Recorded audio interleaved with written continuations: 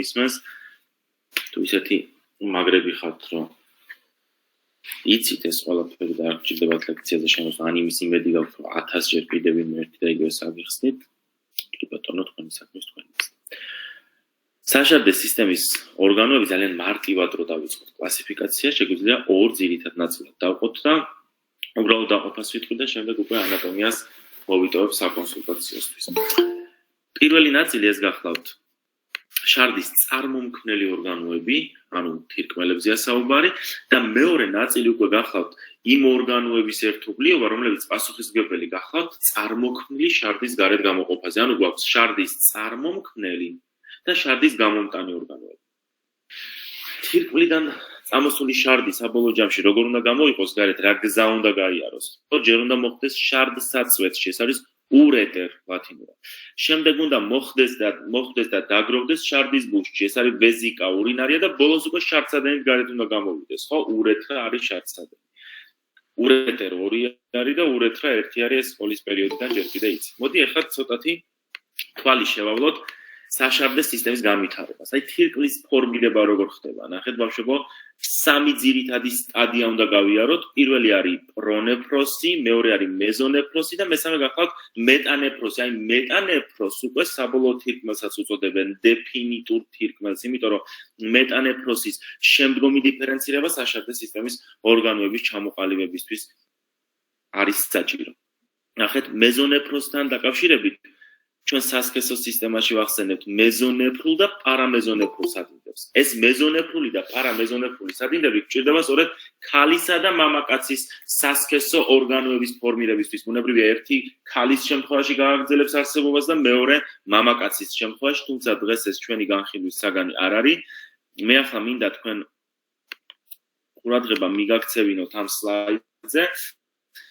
ემბრიონის განვითარების რაღაცა ეტაპიდან უკვე მუცლად ყოფნის პერიოდშია ბუნებრივია საუბარი, ნაყოფის თირკმელი იწყებს რაღაცის ფილტრაციას. ანუ მარტივად რო ვთქვათ, ფუნქციონირებას იწყებს და მოდი უხეშად შარდი დავარქვათ იმ სითხეს, რომელსაც გამოყოფს.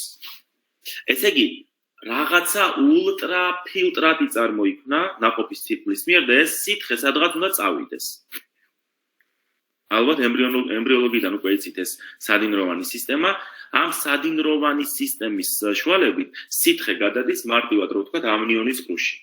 ამნიონი რა არის? ამნიონი არის სივრცე, სადაც ნაყოფი იმყოფება, ხო, გარკვეული გარსებით რო არის ამოფენილი.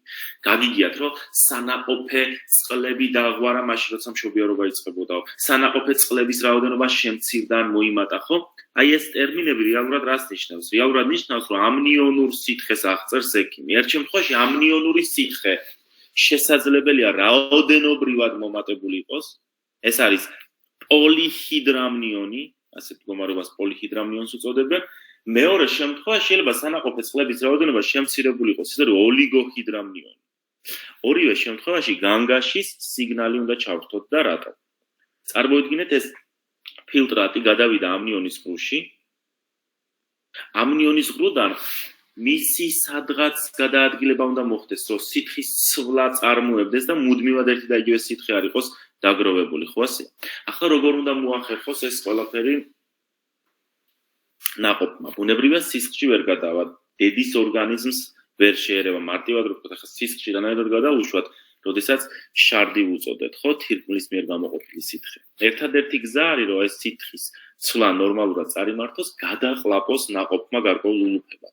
ესე იგი, ნაყოფი იწყებს ყლაპვით აქტივობებს და ამნიონური სითხის რაღაცა ულუფებს გადაყლაპავს, შემდეგ ორგანიზმში ეს ხელახლა გადამუშავდება და თირკმელი ისევ გაფილტრავს, ახალ ულუფას დაუმატებს ამ სანაყოფე წყლებს. ახლა წარმოვიდგინეთ, როცა პოლიჰიდრამნიონია, ანუ ბევრია ეს სანაყოფე სითხე, რას ნიშნავს? რაღაცა მიზეზით ვერ გადაყლაპა და ეს ნორმალური ცირკულაცია ვეღარ წარიმართა. ორი მიზეზია. ერთი, კუჭნაწლავის ტრაქტის ატრეზია, ატრეზია ნიშნავს სანათურის არარსებობას, კედლები როცა შეხორცებულია, მაგალითად საყლაპავის ატრეზია, მაგალითად დუოდენური ატრეზია, თორმეტ კუჭნაწლავის ატრეზია. მეორე, უფრო რთული მდგომარეობა, როდესაც თავის ტვინი არ არის ჩამოყალიბებული, ყლაპის რეფლექსი არ არის ფორმირებული და ამის გამო ვერ ყლაპავთ. ანენცეფალიაზე შეიძლება მიუთითებდეს ეს პოლიჰიდრამნიონი. ესე იგი, გამოსარიცხია ორი რამე. დარღვევები კუჭნაწლავის ტრაქტის განვითარებაში ან თავის ტვინის ფორმირებაში. ანენცეფალია ხო სიცოცხლე ფასობიანი.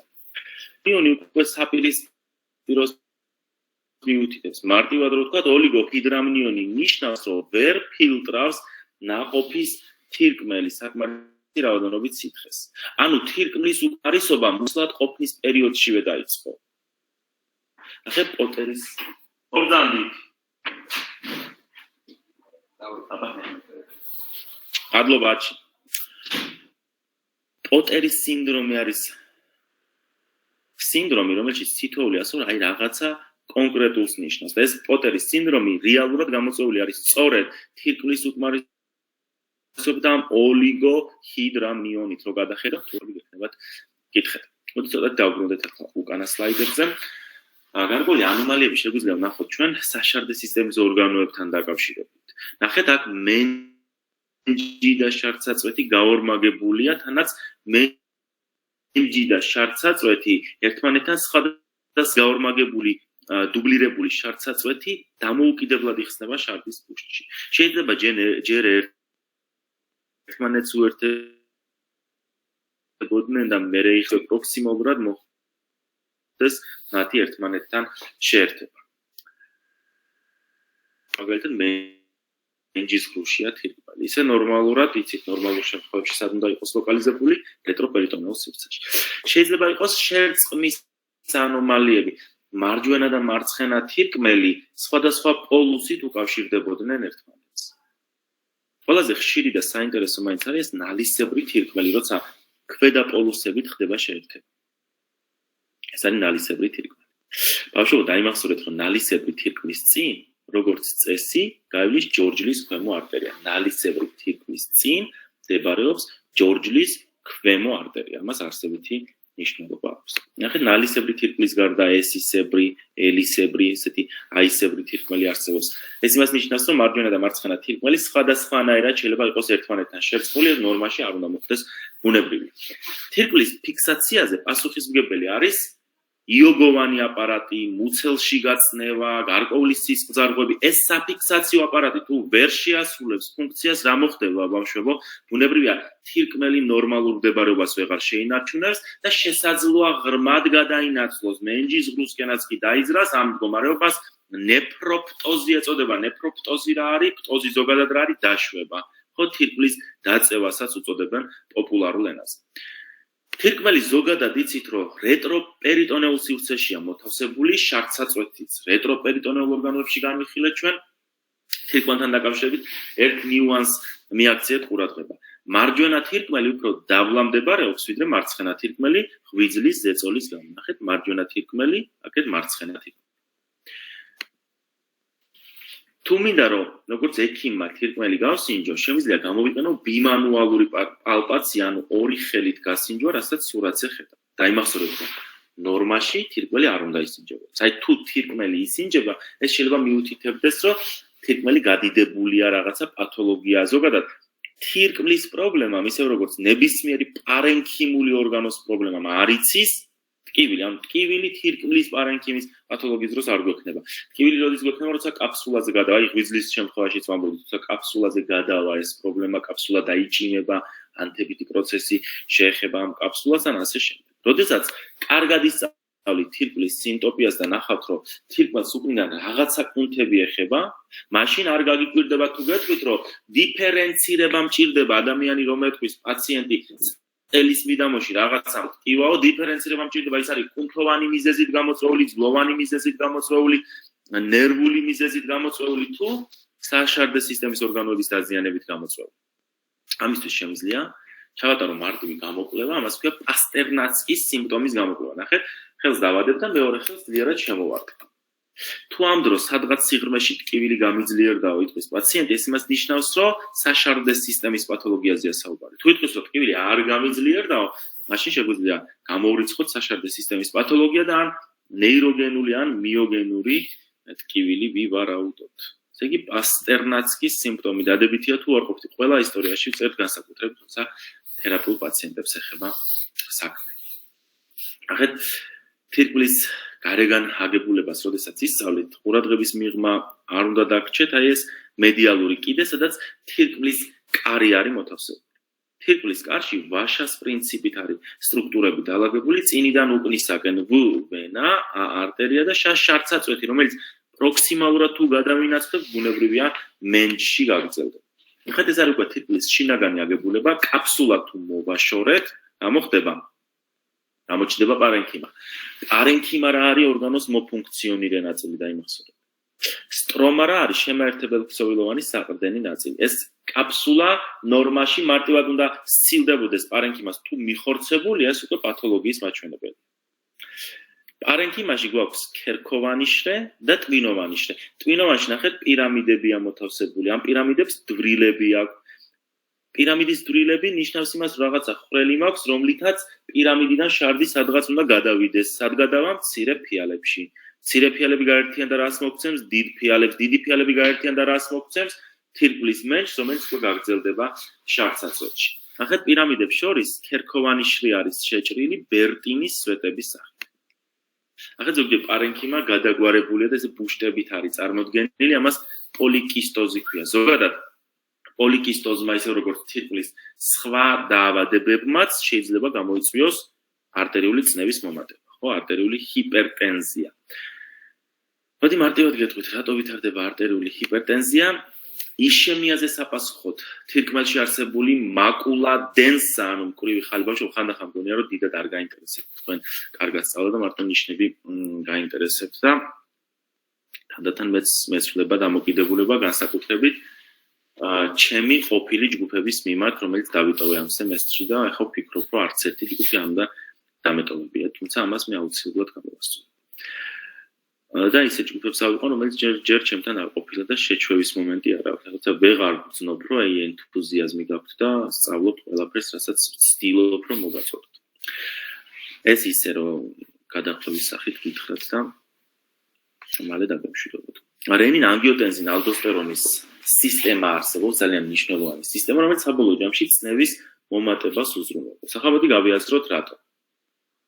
იშემიაზე საპასუხოდ მაკულა დენსა, ანუ მკვრივი ხალი, რომელიც თირკმელშია, გამოიმუშავებს ბიოლოგიურად აქტიურ ნივთიერებას, რომელსაც ქვია რენინი, და ნახეთ ეს რენინი საბოლოო ჯამში ანგიოტენზინოგენიდან ანგიოტენზინ 1-ს მოგცემს. ანგიოტენზინ 1 აი აქ ფილტვში არსებული ანგიოტენზინ გარდამქმნელი ფერმენტით ანგიოტენზინ 2-ად გარდაიქმნება და ანგიოტენზინ 2 რაღაცებზე მოქმედებს. მათ შორის არის თირკმელზე და ჯირკვალი და იქედან აიძულებს ალდოსტერონს, რომ გამოთავისუფლდეს დიდი რაოდენობით. ესე იგი, რენინ, ანგიოტენზინ, ალდოსტერონის სისტემა საბოლოო ჯამში ალდოსტერონის დონეზე დადის და ალდოსტერონი ნატრიუმს და წყალს შეაკავებს. ამით ინტრავასკულური მოცულობა, სისხლძარღვის შიგნით არსებული სითხის მოცულობა გაიზრდება. და რომ გაიზრდება ეს მოცულობა, წნევაც გაიზრდება. ახლა მეორე ვარიანტია. ნატრიუმს კი შეაკავებს, მაგრამ კალიუმს კარგავს. ესე იგი, ჰიპერნატრემია, ჰიპერვოლემია ვითარდება, მაგრამ ჰიპოკალემია. ჰიპოკალემია კუნთოვან სისუსტეს იწვევს. ნახეთ, ბავშვებო, კონის სინდრომი არის პირველადი ჰიპერალდოსტერონიზმი. დავფიქრდით, პირველადი. ესე იგი, რაღაცა მიზეზით კი არ არის გამოწვეული, პირველადად თვითონ განვითარდა, მაგალითად, სიმსივნის გამო. ჰიპერალდოსტერონიზმი. ჰიპერალდოსტერონიზმი რას ნიშნავს? რომ ალდოსტერონი არის დიდი რაოდენობით. პირველადად განვითარებული ჰიპერალდოსტერონიზმი რას გამოიწვევს? ალდოსტერონის მოქმედება ბუნებრივია წინა პლანზე იქნება წამოწეული, ბევრი გვექნება ნატრიუმის შეკავებული, ბევრი გვექნება სითხე შეკავებული, ანუ წნევა მოიმატებს. მაგრამ ბევრ კალიუმს დავკარგავთ, ანუ კუნთოვანი სისუსტე განვითარდება.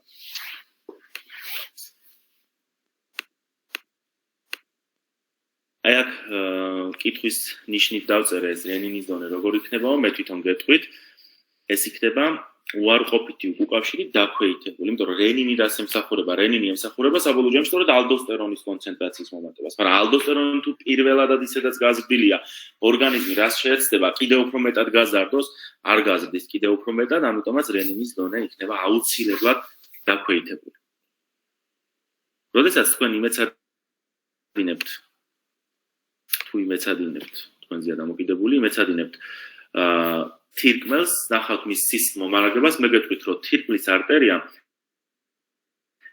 მუცლის აორტას გამოყოფა წელის მეორე მალის დონეზე და იყოფა შემდეგ 5 სეგმენტურ ტოტად, აი სეგმენტები აქ არის წარმოდგენილი. სეგმენტური ტოტების შემდეგ უკვე ნახეთ გვაქვს წილთაშუა, შემდეგ რკალოვანი, წილაკთაშუა, რომელიც ქერქში მიდის და სწორი არტერიები, რომლებიც უკვე ტვინოვანშრეს გამოყვება. წილთაშუა ბერტინის სვეტებშია სხვათა შორის მოთავსებული, რაც შეეხება წილაკთაშუას.